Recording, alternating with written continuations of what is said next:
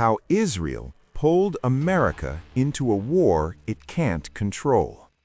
America, the world's biggest superpower, just got pulled into a war it didn't fully control. And now, the same America is trying to step back and talk about peace.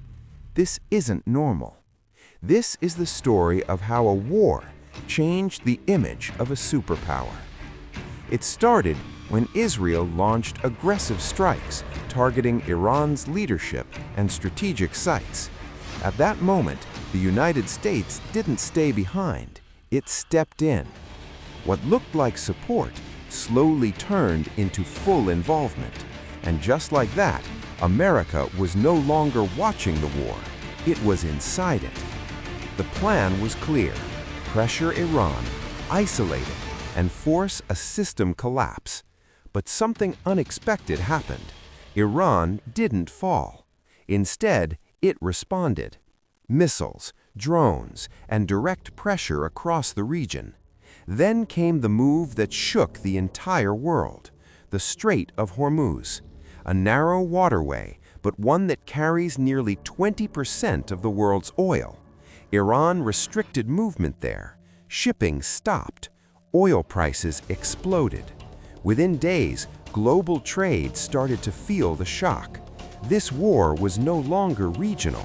It became global. Now everyone expected one thing: that NATO and Western allies would stand fully with America. But that didn't happen. Major countries refused to join direct military action. They made it clear, this is not our war. Even European leaders warned that military force wouldn't solve this crisis.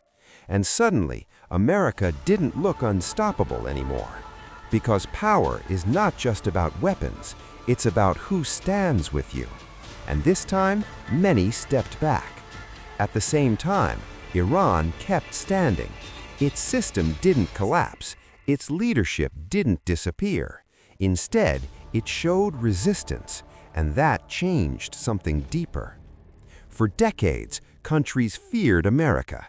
They wouldn't challenge it. But now, that fear is breaking. Because the world just saw something new. A country stood against America and survived. And when fear disappears, power starts to weaken. Now look at what's happening next.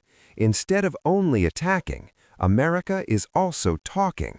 A ceasefire, negotiations, efforts to reduce tension.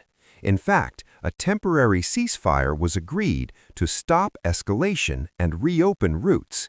Even global markets reacted instantly. Oil dropped, stocks rose as soon as peace talks began. That tells you everything. The world doesn't want war anymore. And even America knows this war can't be controlled easily.